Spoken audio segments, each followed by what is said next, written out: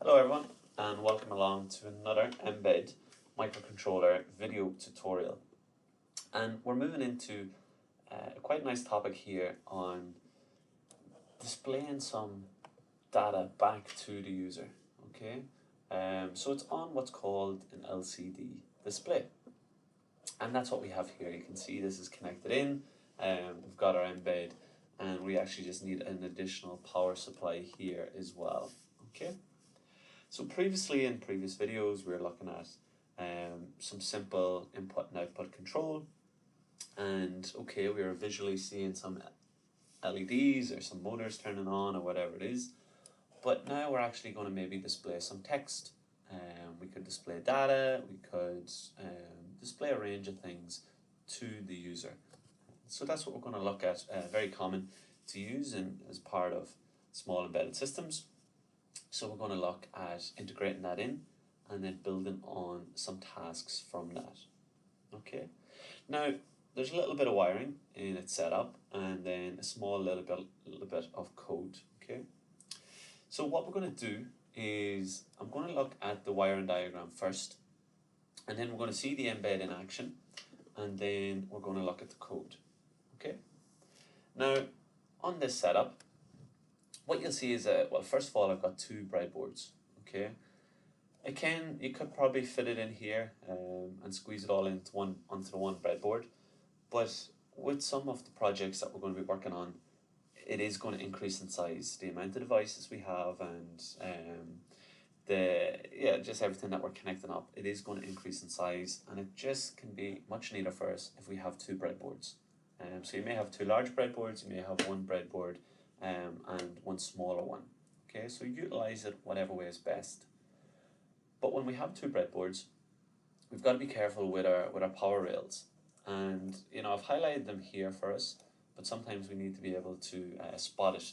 And it can be a little bit difficult to know maybe what the little switches are set to on our power supplies to see that. So do make note of it. It's an easy way to get caught out. Remember, when you have power supplies, we need common grounding. So here's our common ground. Ground comes in, joins up into this top rail, onto the ground supply, and then it joins into the ground supply of our additional power supply. And then what we've got the internal circuitry that allows us kind of bringing this across over to the other rail, over to our other ground pin over on this rail.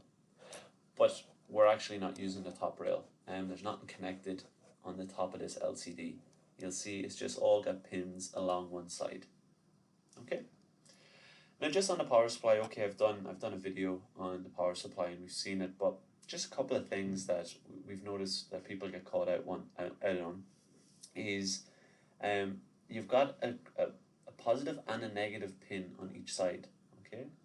Now depending on which way you turn your breadboard around, they may not match up with your color scheme here, your red and your blue.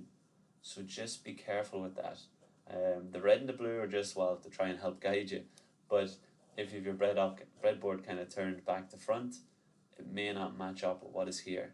So just make sure that your ground wire, when it comes along here and goes up to here, we're all connected into ground. And I'm going to show you that in the real life thing as well, just so you can see it.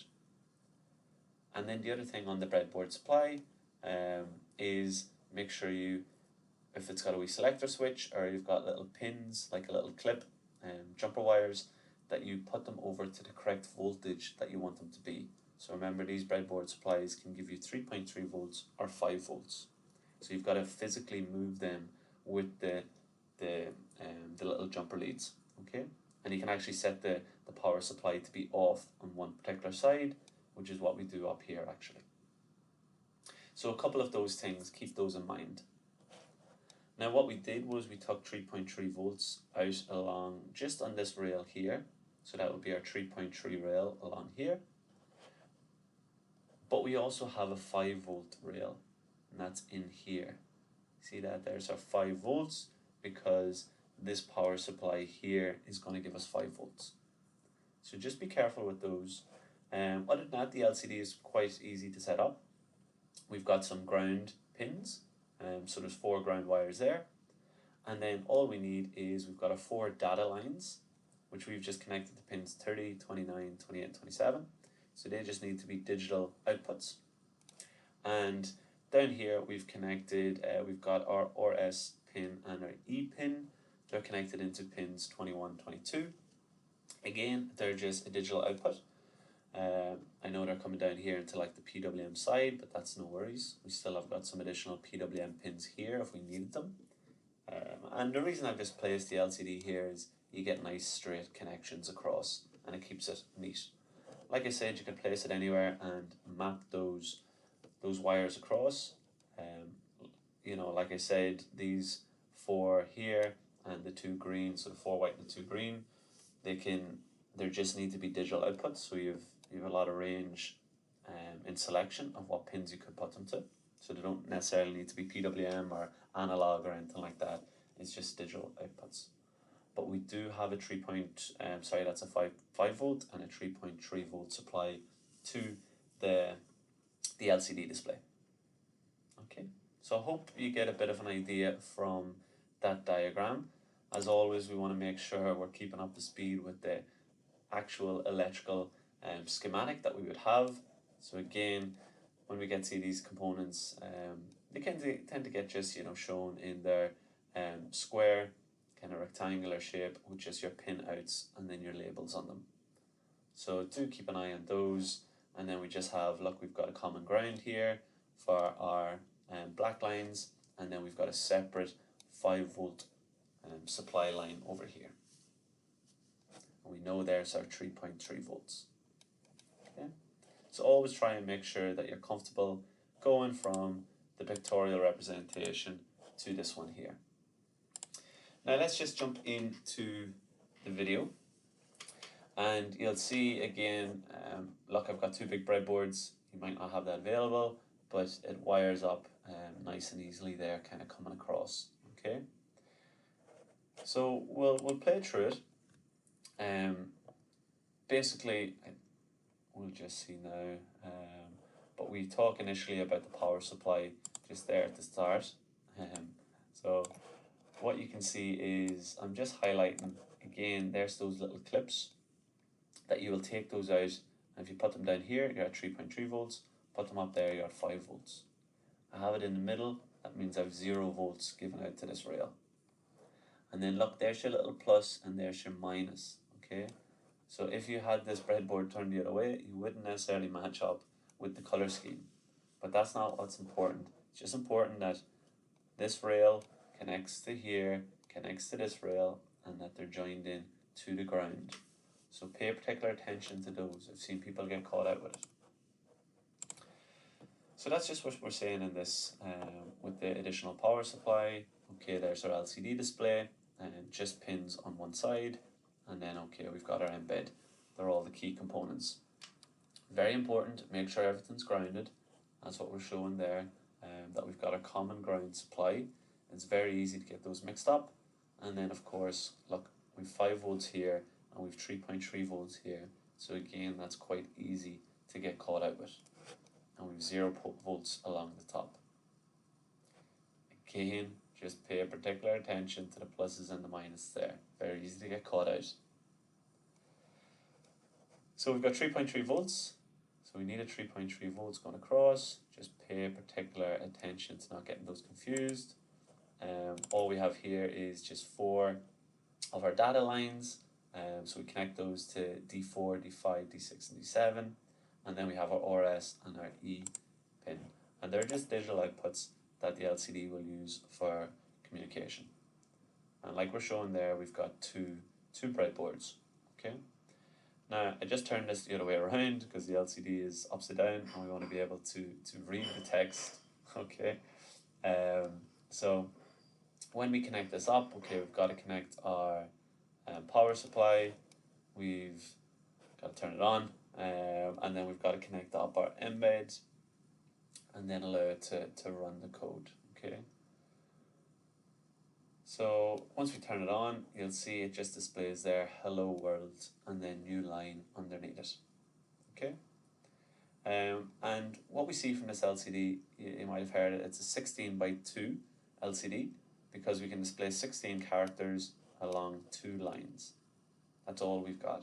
Okay, it's all the spacing you have, so you need to be careful with that and try and maximize it as best as possible. Now, just notice here, all I've done is I've pressed the reset button, which means the embed will reboot. So look what happens with the code. There's a delay, it shows nothing for 2 seconds, and then it goes ahead and displays the text. And that text just stays there indefinitely. So hopefully now you've seen what way it looks, and then we can jump into code. Now the code's quite short, you'll be happy to know, but we've got something new here. We have got include LCD, text LCD library. So that's coming from the MBED compiler, and we're taking that in. So in all our previous tasks, we've noticed that we just had, we had the MBED library, talked about that a good bit, we had our main bit of code. Now we've got a text LCD library, which allows us to utilize some functions of the LCD display, and we still have our MBED library. So it's important. I'm going to do a separate video of how you import additional library files into our project. Remember, this is our project, and this is all the files contained for just this project. Okay, that's our main bit of code, and that's the MBED library, and that's the text LCD library. And like we said, if we drill into some of the code that they have, we've got code all inbuilt in there. So it just allows us, there's code in the background that allows us to call nice and easy functions, so that they can just make the coding easier. We can use nice easy functions to utilize the features of the LCD, and just know that there is code in the background there. Okay, so just keep that. That's something new that we maybe haven't seen before. So you've got to include both those libraries. So that's very common if you have somebody has designed a nice motor or LCD displays or things like that, some sort of smart component, they may have embedded text or code behind them. So what we do is we do our declaration at the start. So remember, we would have had like digital input here, we would have had a motor, or we would have had analog, whatever it was, PWM. Here we actually we're creating a text LCD object, because that links in here to this. Okay, so it's important to get those capital letters right. We're then just giving it a name, we just called it LCD, and then we've got to declare the pins that we connected to the MBED.